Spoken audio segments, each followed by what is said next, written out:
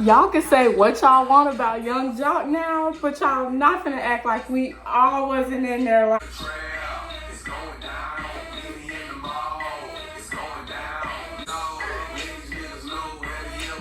Because we were. Cause who? It was going down.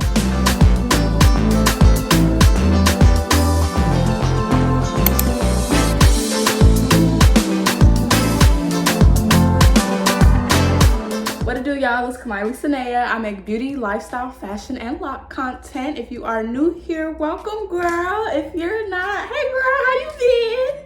We're in a very immaculate mood right now. I just say, let's sit and talk. So today we're gonna be talking about, since we just turned 21 recently.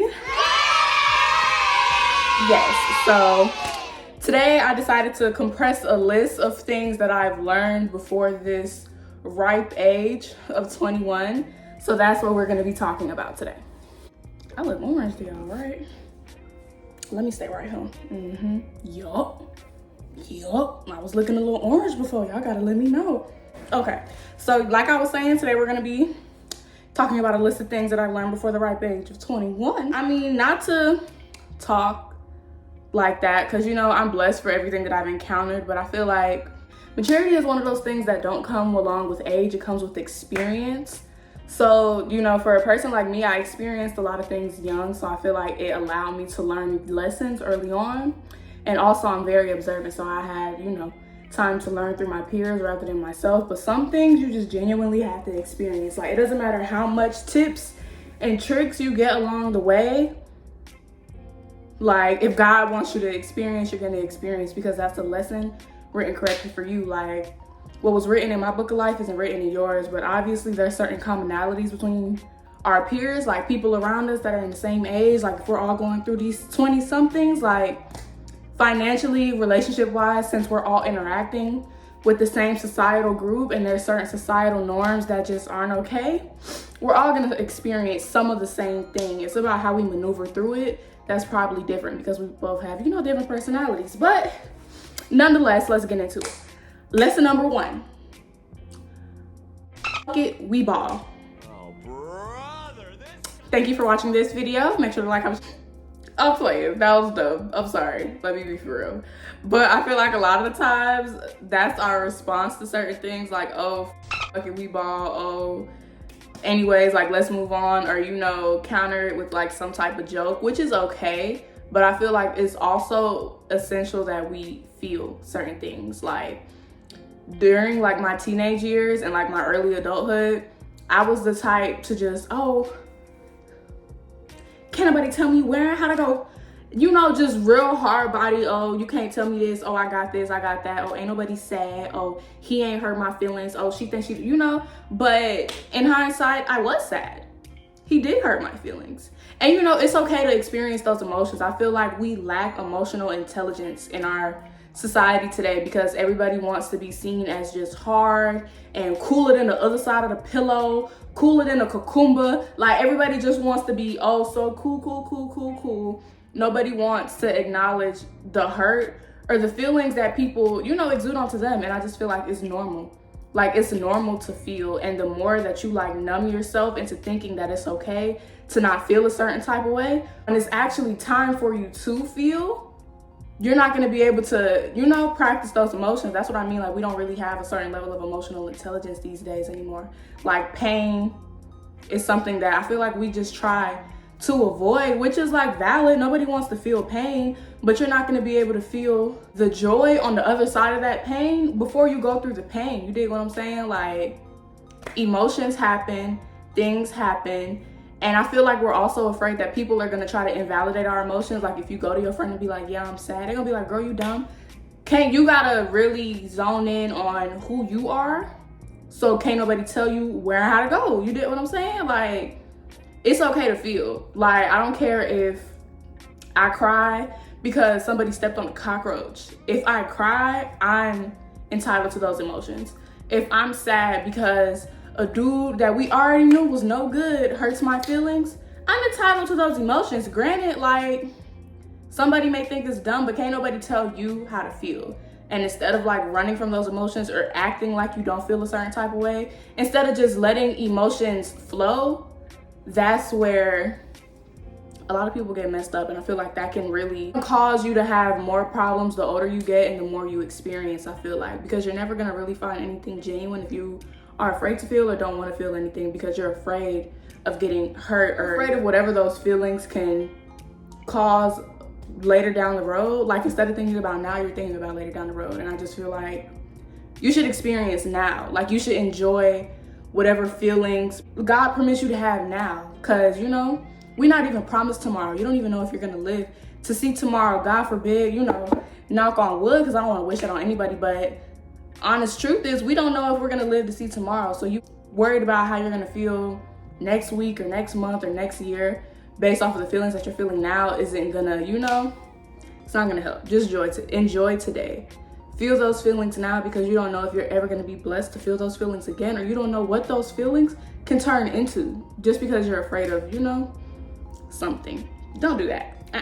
I got a little long-winded with that one, but that one touched the heart. You did what I'm saying? But let's move on. Someone really important to my life put me onto this one. You did what I'm saying. Shout out to them.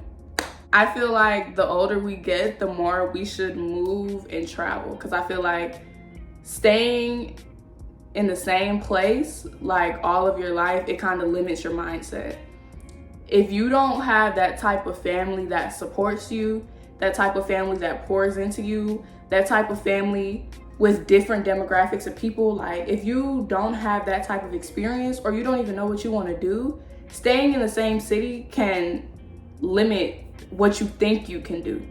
So I feel like traveling, moving to a different city, moving to a different state shows you more of the world, so you won't have such a limited mindset anymore. But one of my goals before I get into my late 20s, early 30s is to travel the world, and God willing, live in a different country, because I just feel like it shows you how much more the world has to offer. A lot of us don't get to travel the country, let alone the world, you know what I'm saying? And I just feel like if you have the opportunity to do so now while you're young, because a person like me, I know the state that I want to settle down in, like when it's time for retirement. I know that's thinking like very far into the future, but when I'm married with my kids, I know the state that I want to settle down in. So I just see no point in me rushing back there now when I know I'm gonna grow old in that state. You know what I'm saying? It's really a big dream of mine to like, I don't want to say live in Uganda, but at least like travel to Uganda and hit some more countries in Africa along the way. Based off of the philanthropic work that I plan on doing in my career, the older that I get, I feel like that'll really open my eyes to some things that I probably can't like read in a book or watch in a video or learn in a lecture. You know what I'm saying? Like, I feel like real world experience, like tangible experience, can really open your eyes to what you've been limited to, if that makes any sense. This one's kind of based on relationships. Unfortunately, I'm not even gonna say unfortunately, because I feel like this is God saving me from something that like I shouldn't go through, but it's not my time to go through. I feel like a lot of times we put ourselves in scenarios that we weren't meant to be in. So right now I'm practicing just really on myself, and whatever is meant to come to me, I know it's gonna come to me. I'm just gonna let it happen organically. So I don't really believe in like the dating sites. I'm not on that. I'm not on blind dates. So I just feel like if you are meant to be in my life, God is gonna find a way to put you in it divinely. I'm not gonna have to fight why you came here, or I'm not gonna have to question intentions, because I know that he sent you. Like, I just know I just feel like it's gonna be a feeling. So me like chasing that feeling isn't gonna help anybody. I just feel like you should really focus on yourself, and whatever is meant for you will come to you.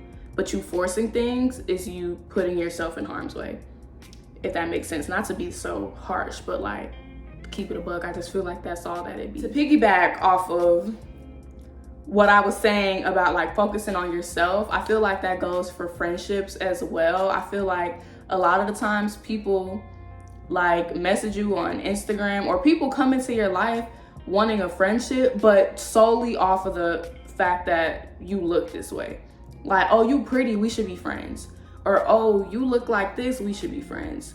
Because I don't believe in befriending someone solely based off of similarities, because friendship is so much more than that. Like literally, I can count on one hand how many friends that I have, and they've been my friends for like years now. Like my best friend has been my best friend before I got titties. You know what I mean? We're night and day. Anybody that knows me and my best friend knows that we are very similar, but we are very opposite as well. Like we don't have everything in common, but I feel like that's not needed, because our friendship isn't based off of similarities. Our friendship is based off of the care and love that we have for each other. And I feel like the more we grow up, the more we grow together. We aren't the same people that we were when we met when I was like 6 years old. We just continue to grow together. Don't let me get emotional. Y'all know I love my girl. But like, for real, like all of my friends, I feel like I don't have absolutely anything in common with my cousin, my sister, or my brother. But one thing we all do have in common is we some real. You did what I'm saying? Like, that's all you need. All you need is somebody that is really down for you. Like, all of my friends support me wholeheartedly. All of my friends love me unconditionally, and it is reciprocated. A lot of the times when people get friends just based off of how they look, it's just, oh, let's go out because we cute together. It's not, oh, I'm gonna see you through this. Oh, I'm gonna check on your mental. Oh, I'm gonna talk to you. I'm gonna like show compassion and care, because they don't care. They just care about how you look and going out and taking pictures. And one thing about me, I don't even like that. So we ain't even on that. It's a lot more to friendship than just what the eye sees. And I don't really think a lot of people understand that. I think that's why a lot of people like struggle with actually making friends, because it's really surface level to them. But like really, like I've learned relationships ain't compared to a good friendship. Like granted, I can't wait until God brings me, the person that's meant to be my husband, that I'm meant to bear children with. But like my friends are always gonna be there. Whether he breaks my heart, my friends are always gonna be there, and vice versa. I'm always gonna be there for them. Like it's some of my friends in my life right now. If I had 50 cents, they gonna get that 25 cents because we both gonna eat. You did what I'm saying? Like people just don't share that same compassion and care for someone else. It's always just about themselves. And I feel like in any type of relationship, friendship, relationship, like it shouldn't be like that. You shouldn't be priority. You shouldn't be number one in anyone's life except for your own. Like in your friendships, you should make sure that they're their number one priority. You should be supporting them. You should be pushing them to get to where they want to be. In your relationship, you should be pushing him to get to where he wants to be. You know what I'm saying? Like the things that I'm trying to do, I know sounds far-fetched.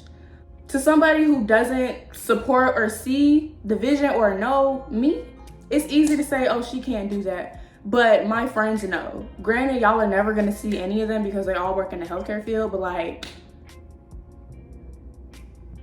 they know. They be knowing. You get what I'm saying? And for them to like I said, we have nothing in common. For them to be on the other side of this coin, like making honest livings, making sufficient income, actually working their way up scholastically, career-wise, to actually achieve high in the healthcare field, it's not the same for what I'm trying to do. And although it isn't the same, they still support and understand and see the vision just as well as I do, if not more.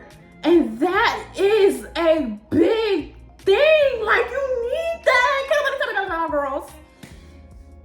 That's the end of that. That's a very good tip right there. Your support system, your circle is gonna take you very far in life. All you need is a good one.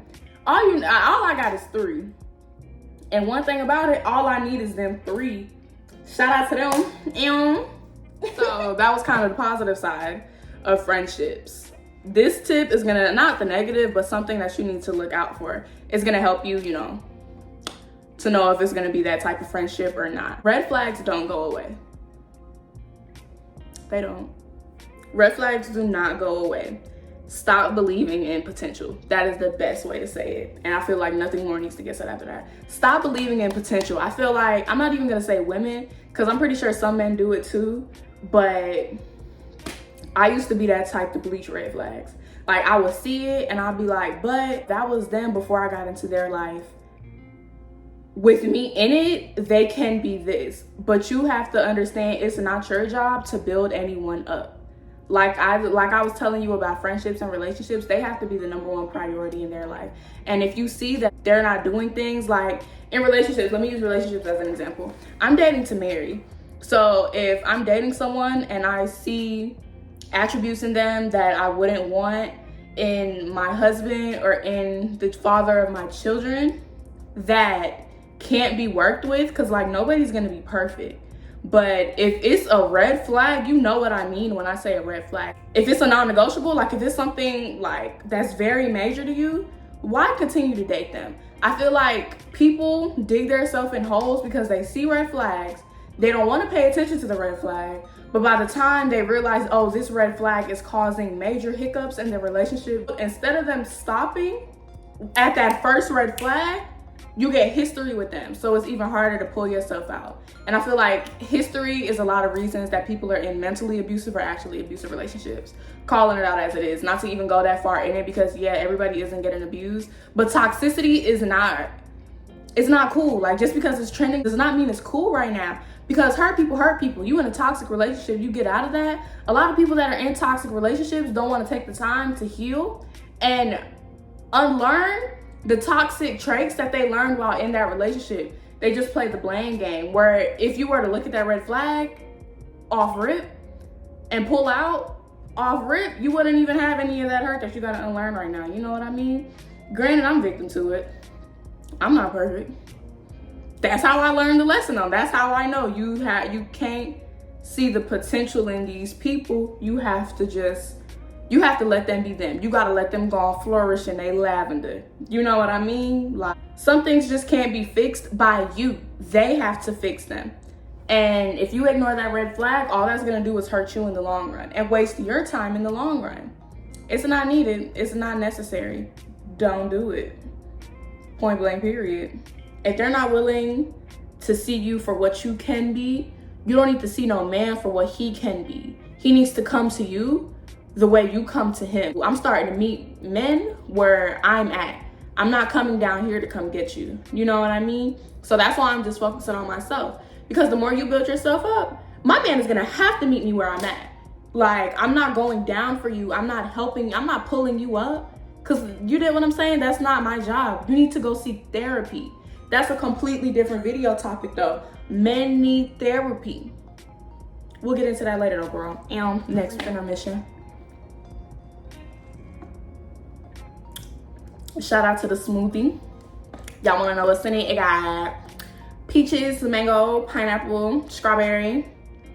Yeah, strawberry. And it got spinach, oats, and apple juice. Now that's what I'm talking about. This one is a very big one, and I feel like it's essential to learn in your 20s because a lot of us, especially in the Black community, didn't learn it growing up because of, you know, the households that we were in. Learn to speak up for yourself. You can do what you want. Communicate so efficiently so there is always clarity. One thing that I learned is I would rather over communicate than under communicate. Like I don't want anything to get lost in translation. So I will over communicate to make sure that everything is understood. You don't have to take everybody's opinion in as your own.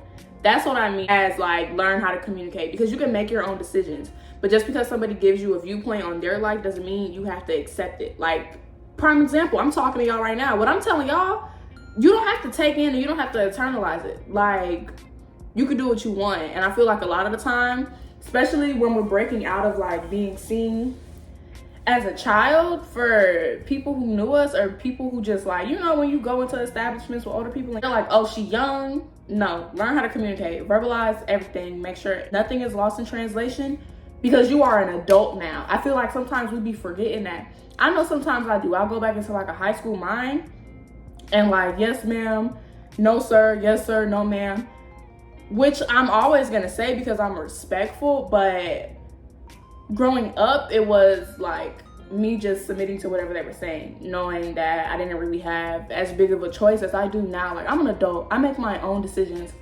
Excuse my French, I'm talking about. Like I care, like I'm gonna listen, I'm gonna be respectful, but I don't have to do it. And the same way that somebody is talking to you, telling you something, you can communicate your side of it. Like, you don't have to be afraid to speak. That was something really big for me, because I'm not gonna lie, I used to be a people pleaser. I never used to want anyone mad at me, but you're gonna be the villain in somebody's book. Like, it doesn't matter how you try to get out of a situation. Get out of the situation for the betterment of you. Like, do everything for the betterment of you. Like, I'm not trying to say it to be selfish, but a lot of the times that we're so selfless, we forget to be selfish when it comes to us. Like, you can't look out for anyone else without looking out for yourself. And you can't keep taking decisions from someone else without even consulting yourself. So just like, learn how to communicate, establish boundaries so people don't get too comfortable. They can't get too comfortable. Don't let them get comfortable.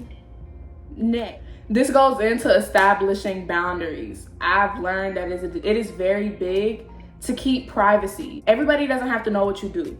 Now, this is probably going in too deep, but I was raised in a Caribbean household. Let me be specific. I was raised in a Chitchat household. So like, this isn't like something that I've learned like over these past few years, like when I became an adult.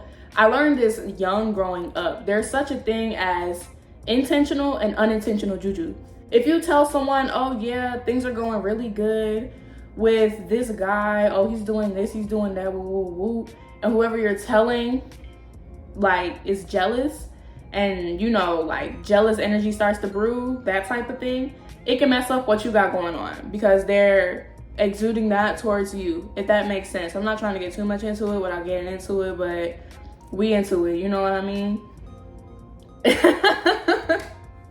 Let me be serious, Jesus.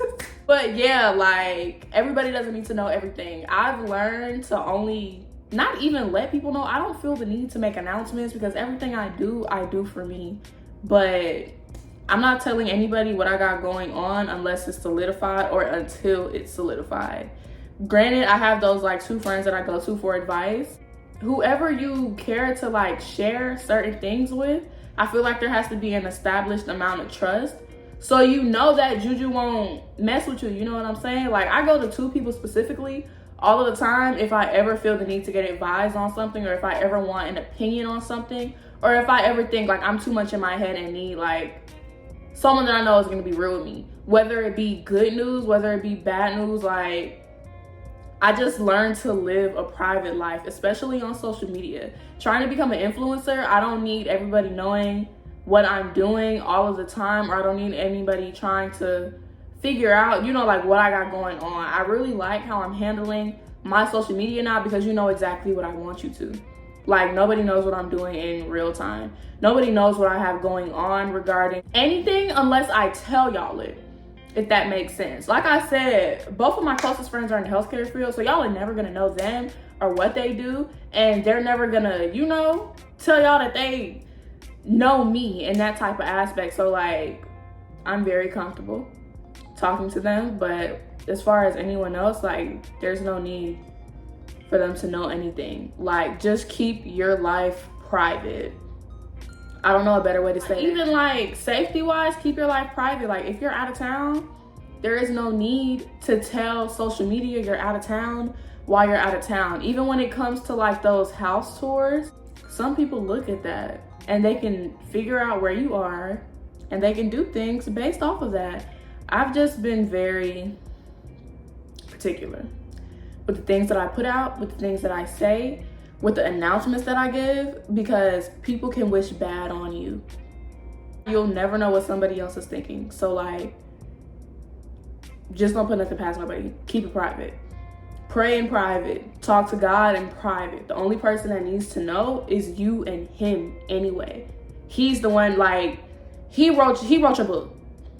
He knows already. So you can talk to him because he's already solidified the plans. But anybody else, I just feel no need for them to know. Like, really learn privacy. And I feel like once you establish keeping your life private, and once you have privacy, you'll have a sense of peace that you didn't have before. Because when you have too much energy around you, when you have too many people around you, it gets chaotic and it gets confusing. And like, nothing good can happen in chaos and confusion. You really just have to establish a certain amount of peace. And once you really have that serenity, I feel like that's when you begin to prosper. Because that's when the silence is there, that's when you can really talk. That's when you can really plan. I don't know if I'm making sense, but the girls that get it. You know what I mean? This is gonna be the last one, and I feel like to some people this one may be a little bit cliche, but I stand 10 toes on it, and I remind myself of it a lot because a lot of people are copies in this world, carbon copies. You don't need to be no copy. Like, it is essential that, especially now, you embrace individuality. You do not have to be like anybody else. You do not have to care about what anybody else says. You do not have to care about what anybody else thinks. You really need to embrace individuality, especially like if you're trying to get out there. I know there's a lot of people that say, oh, I want to do this, oh, I want to do that, but you can tell like they're really afraid of what people would think. Excuse my French, but who cares what they think? If you're doing it for you, that is all that matters. I feel like social media has allowed people to forget how essential art is. Like, art is for you. It is for you. That's it. Like, you are the feeling that I get when I create. I mean, I know y'all wouldn't understand that because only I would understand it because it's only happening to me. Now, granted, people can appreciate the art, but you are only supposed to do that for you. Like, embrace your individuality. It doesn't matter what other people think, honestly and truly, because they probably got some shit going on themselves. They're probably jealous that you're able to express yourself in that manner. They're probably jealous that they aren't comfortable to express themselves like how you're expressing yourself. Like, I don't plan on being like anybody else. That's why I really hate the comparisons or, oh, you act like this, or you're such a this type of person, that type of person. Like, people are gonna make assumptions, but you know what assumptions do? You make an assumption, you make an ass out of yourself. So, like, just really embrace individuality, especially like for people who want to be like influencers. Granted, it's not my place yet to give advice to influencers because I'm still trying to figure this out myself. But one thing that I've learned is the demographic that you're trying to reach out to isn't the demographic that you have right now. And what I mean by that is, you know, I love the support from friends, family, people from my hometown, but they are not my demographic. Like, those are not the people that I'm trying to reach. They are not my target audience.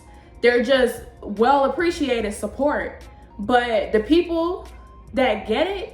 And the people who find my channel and are touched by it because they understand, get it. And that's not always gonna be the people from your hometown, or that's not always gonna be your friends, and that's not always gonna be your family. Like, really just be comfortable being uncomfortable until you're comfortable within your skin. Like, does that make sense? I know I'm not everybody's cup of tea. I know I'm pretty weird to some people. I know I'm pretty awkward to some people. But you being uncomfortable isn't my problem. As long as I'm not harming you in any way, that's not my problem. Some people just really be uncomfortable because they see how comfortable you are in your skin. And don't let anybody tell you where and how to go. That is the summary of this whole video. Don't let anybody tell you where and how to go. Period. Like, you really got to learn how to be your own support system, your own mind. You really have to learn how to be you. And the only way you can learn how to be you is if you learn you, get to know you, get comfortable with you, have conversations with yourself. Obviously, like, not out loud, you don't gotta respond. You know, that's a little woo-woo, a little bit, but you really just have to sit with yourself sometimes in silence. You really have to think. You really have to unlearn behavior that may have been learned out of trauma.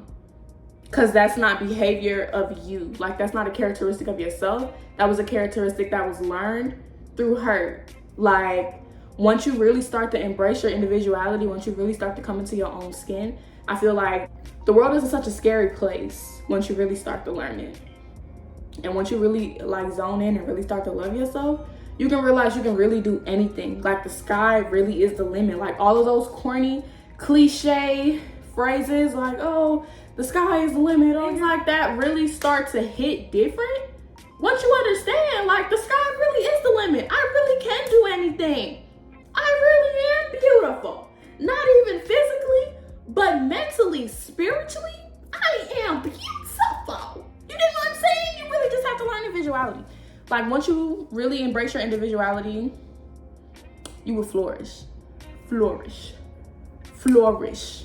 But yeah, that little rant was gonna be the end of this video. If you enjoyed, thank you for watching. Make sure to like, comment, share, and subscribe. Share with your friends. Share with somebody who you probably think needs to see this. Share with your peers around your same age.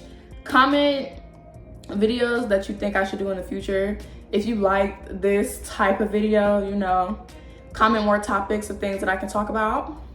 If you want me to do another list, because this was just like the tip of the iceberg. I didn't really say everything that I've learned. I just said, you know, some points that I felt like needed to be heard. But if you wanted to hear more, comment. I'll do another video like this because I got some things to say. You dig what I'm saying? Thank you guys so much again. I will catch y'all later.